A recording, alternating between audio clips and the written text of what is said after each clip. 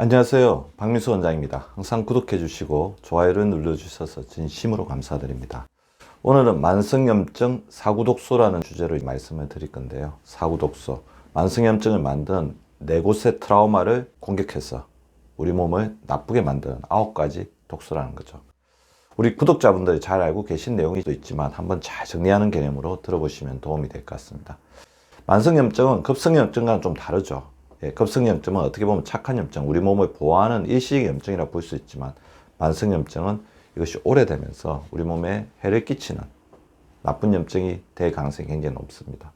만성염증은 굉장히 만성적입니다. 오래 갑니다. 급성염증, 우리 상처 같은 게 2, 3일 만에 다 이렇게 닦지 않고 이제 회복이 된다고 한다면, 만성염증은 굉장히 오래 가는 염증입니다. 물론 이제 가역적이죠. 우리가 되돌릴 수 있습니다. 근데 이 만성염증 오랫동안 방치하게 되면 비가역적인 상황으로 일부 넘어가는 경우도 있기 때문에 우리 몸이 기능적인 자아를 일으키기 전에 빨리 해결을 해줘야 되는 거죠. 제가 만성염증을 잘 살펴봤더니 우리 몸의 호르몬 기능, 혈관 기능, 면역 기능, 호르몬 기능은 우리 몸의 균형을 잡아주는 기능입니다. 혈관 기능은 우리 면역세포를 잘 전달하고 잘 이렇게 보호하는 이제 역할을 하는 거죠. 자가 면역이나 면역의 결핍이 만성염증 굉장히 긴밀한 관계를 가지고 있습니다. 이 부분이 균형을 이루느냐, 불균형이냐, 이 부분에 따라서 만성염증이 강해지느냐, 약해지느냐, 그런 게 있죠. 만성염증은 만성 통증과 만성 피로로 전환이 됩니다. 긴밀하게 연계되죠.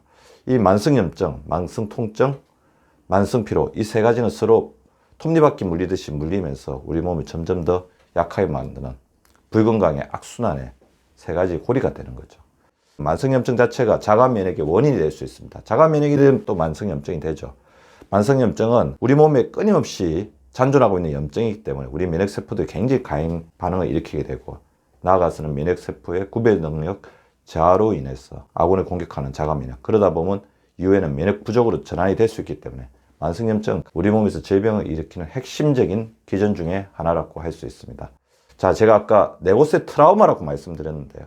우리는 이런 만성염증을 일으킨 데서 이 네 가지 굉장히 중요한 기관이 끊임없이 공격을 받고 있습니다. 어떻게 보면 사람이 살아가는 것은 상처를 받고 또 그것을 이겨내는 하나의 과정이라고 할 수 있죠. 트라우마는 한국말로 상처인데요.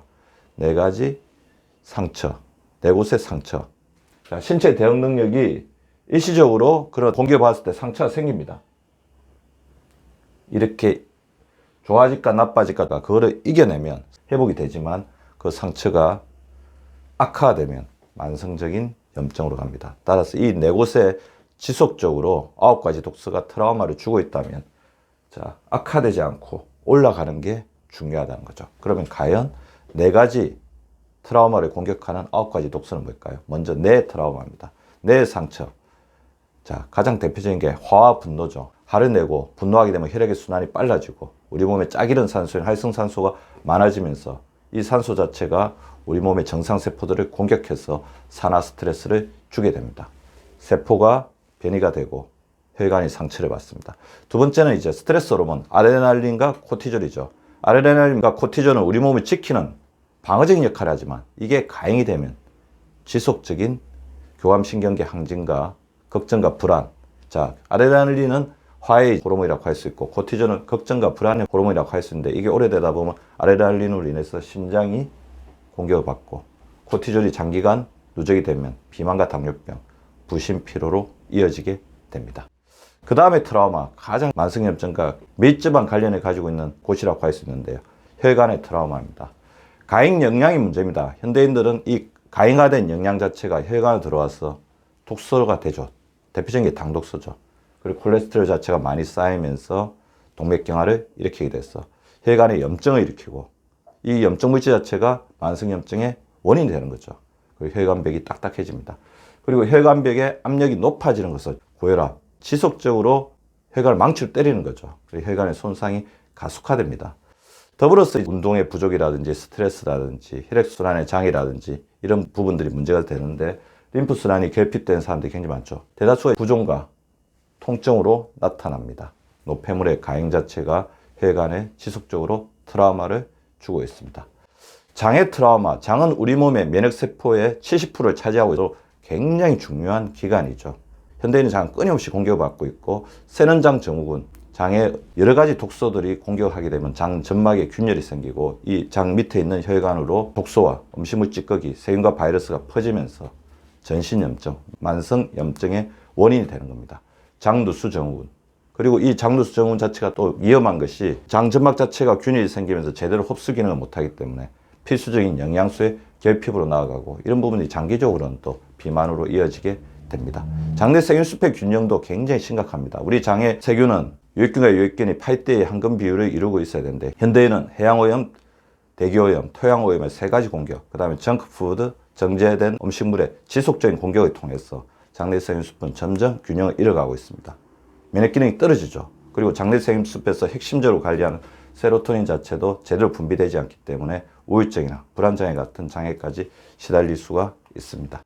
그리고 지방세포의 트라우마죠. 어떻게 보면 현대인들이 칼로리의 과잉과 활동량의 부족으로 인해서 우리가 필연적으로 공격을 받을 수밖에 없는 게 지방세포입니다. 적정한 지방은 우리 몸을 지켜주는 완충과 보호작용, 충격으로부터 지켜주는 완충작용, 보호작용을 하지만 문제는 이 지방이 넘쳤을 때입니다. 자, 내장지방은 만성염증으로 인해서 혈관을 공격하는 가장 중요한 원인이 되고 있고 이 내장지방이 점점 심해지고 우리 몸의 칼로리 조절 시스템이 잘못되면 있어서는 안 될 곳에 생기는 이소석 지방들이 우리 몸에 있는 장기를 공격합니다. 지방간이 되고 신장에 염증을 일으키고 췌장을 공격해서 당뇨를 일으키고 심장을 공격해서 심장의 기능을 떨어뜨립니다. 근육까지도 공격해서 근육의 염증을 만들면서 근육 감소까지도 일으키죠.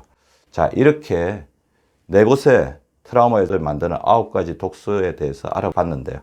트라우마는 당연히 이겨낼 수 있습니다. 우리가 이 와중으로 내려가는 것, 이것 자체를 막을 수는 없어요. 인간은 끊임없이 그런 여러 가지 스트레스를 받고 그 상황에서 도전과 응전을 하면서 우리 건강을 지켜나가기 때문이죠. 따라서 이 악화되어서 만성적인 염증으로 인해서 우리 몸의 기능이 저하되는 것이 아니고 다시 회복하기 위해서는 조금의 노력과 자제력을 발휘하면 됩니다. 트라우마를 이기는 현명한 지혜. 내 트라우마, 아까 제가 말씀드렸죠.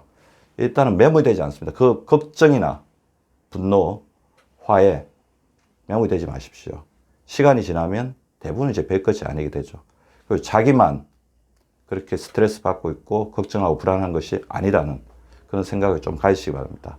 그러면서 의기소침해지지 마시고요. 그리고 가장 중요한 거는 자기를 사랑하는 마음을 가지는 게 중요할 것 같습니다. 여유도 가지고 자기를 사랑하다 보면 다른 사람에 대해서 배려할 수 있는 마음도 좀 더 생기는 것 같습니다. 매몰되지 않기, 시간이 지나면 괜찮아진다고 생각하기, 나만 괴로운 것이 아니라는 것, 의기소침해지지 말기, 그리고 자기를 사랑해 주십시오. 혈관 트라우마를 이겨내기 위해서는 다운사이징하는 지혜가 굉장히 필요한 것 같아요. 칼로리 자체도 좀 줄여서 드셔야 됩니다. 그리고 저탄, 탄수화물, 특히 정제탄수화물을 좀 줄이는 지혜가 굉장히 필요할 것 같고요. 정제탄수화물을 줄이면 이제 배가 고프거나 스트레스가 많이 쌓이죠. 포만감 있는 단백질이나 식이섬유로 적절하게 보충해 주시면 됩니다.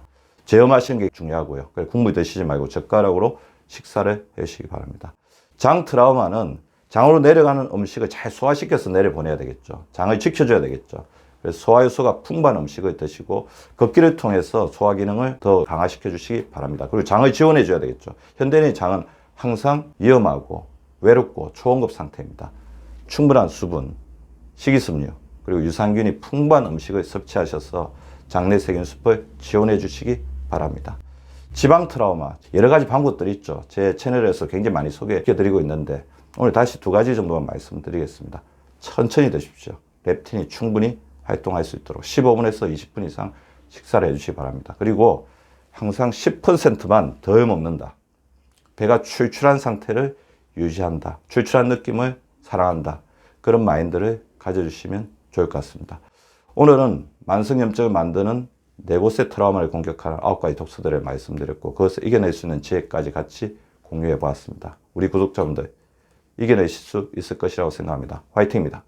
구독과 좋아요는 박미수 박사 TV를 지속시키는 생명력입니다. 많이 구독해 주시고 좋아요를 눌러 주시기 바랍니다. 항상 감사드립니다.